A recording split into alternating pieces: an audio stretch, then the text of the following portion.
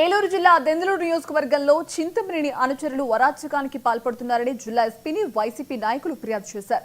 మాజీ మంత్రి సాకే శైలజానాథ్ ఆధ్వర్యంలో దెందులూరు నియోజకవర్గంలో అరాచకాలు జరుగుతున్నాయని వైసీపీ నాయకులు ఎస్పీకి వినతి పత్రం ఇచ్చారు.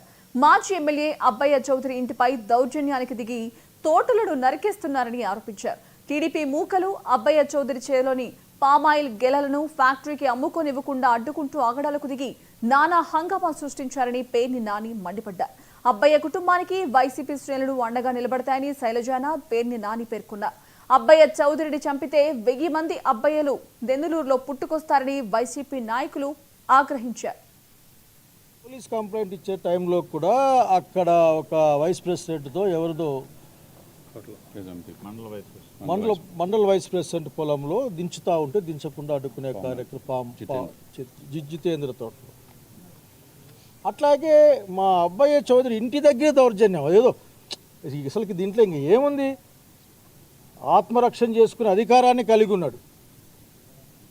అంతేకాదు ఆఖరికి వివిధ అసలుకి ఏమాత్రం కూడా కొల్లేరు దగ్గర ఉన్న వాళ్ళు కాకుండా బయట వాళ్ళతో పచ్చ కండువాలు వేసుకొని పచ్చ టవళ్ళు వేసుకొని తెలుగుదేశం పార్టీ ఆఫీస్ బేరర్లు, తెలుగుదేశం పార్టీ కార్యకర్తలు తోటలోకి ఆ పామాయిల్ తోటలోకి రావడం, దాన్ని నరికేయడం, ఒక్క చెట్లు నరికేయడం, రాత్రిపూట దొంగల్లాగా వెళ్ళి శ్రీగంధం చెట్లు నరికేయడం, ఇవన్నీ కూడా ఆఖరికి నేను చింతమనేని గారికి ఒకటే మాట చెప్పాలనుకున్నా, ఇది మంచిది కాదు.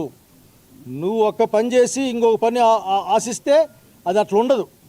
అసలుకి దౌర్జన్యం చేసి అధికారం ఉంది కదా అని దౌర్జన్యం చేసి లేక అలవాటైన కుతంత్రాలతో ఈ రోజున రాజకీయాలు చేద్దామనుకుంటే సాధ్యం కాదని చెప్పాలనుకుంటా ఉన్నాం. అబ్బయ్య చౌదరి కానీ ఆయనకున్న వైఎస్ఆర్సీపీ కార్యకర్తలు కానీ మా పార్టీ కుటుంబం కానీ ఒకటి కాదు, ఒక్కరే కాదు, ఆఖరికి మా కుటుంబం యావత్తు ఇందులో కలిసి ఉంది. మేమంతా కలిసి మేమంతా ఒక్కటే అన్న సంగతి ఇక్కడ గుర్తు చేస్తూ ఉన్నా.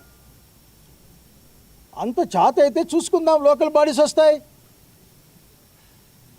ఎలక్షన్లు వస్తాయి, రాజకీయంగా చూసుకుందాం. అదేదో అప్రతిఘాతంగా అక్కడ ఎప్పటికీ గెలుస్తూ ఉన్నట్లు ఏదో ఒక సచ్చీలుడు లేకపోతే గాంధేయవాది పైన మాట్లాడుతున్నట్లు అనుకుంటే ఎట్లా? ఇక్కడ మీ చరిత్ర ఈ జిల్లాకు ఈ రాష్ట్రానికి కూడా తెలుసు. కానీ మేము బాధపడేదంటే ఒక చెడ్డ సంస్కృతిని ఈ ప్రాంతానికి తీసుకొని వస్తూ ఉన్నారు. ఇప్పుడు ఇక్కడ విచిత్రమైనటువంటి పోకళ్ళు ఈ పోలీసులకి.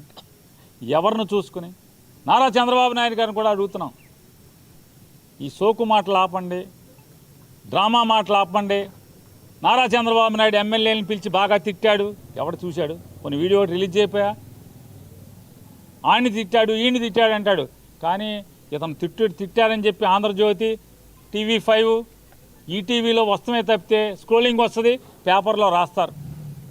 ఆ తిట్లు తిన్నాడు బయటకు వచ్చి మాత్రం మళ్ళీ రౌడీజం మావులే, మళ్ళీ ఆక్రమణ మావులే, అవినీతి మావులే, అడ్డగోలుగా తింటం మావులే, జనాన్ని కొట్టుకు బతకటం మావులే.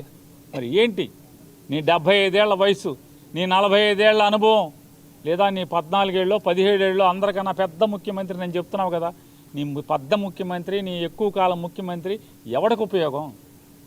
మీ అబ్బాయిని నీ వారసుడిగా తయారు చేయడానికి తప్పితే, మీరు దోచుకుటింతాకు తప్పితే ఎవడికి ఉపయోగం? ఈ రాష్ట్రానికి ఏం ఉపయోగం? ఈ రకంగా బరి తెగించే ఎమ్మెల్యేలు వ్యవస్థల్ని నాశనం చేస్తుంటే ప్రైవేట్ ఆస్తుల మీద పడతామేంటి? నిన్న ఒక పోలీసు ఆయన అధికారి చెప్తున్నాడట అబ్బయ్య చౌదరి గారితో వచ్చి, మీరు మీ గవర్నమెంట్ రాగానే చింతమనేని ప్రభాకర్ది 1.5 కోటి మీరు నష్టపరిచారంట, ఇప్పుడు ఆ 1.5 కోటి వడ్డీతో సహా కడితేనే ఆయన శాంతిస్తాడంట అని. మరి ఈయన పెద్ద పోలేరమ్మ, ఈయనకి మామూలుగా మేకలను పోతులను కోసి బలి ఇవ్వాలి. పోలీసులు చెప్తుంటే ఈ రకంగా నేను ఛాలెంజ్ చేస్తున్నాను, జిల్లా ఎస్పీ గారికి కూడా చెప్తున్నాను.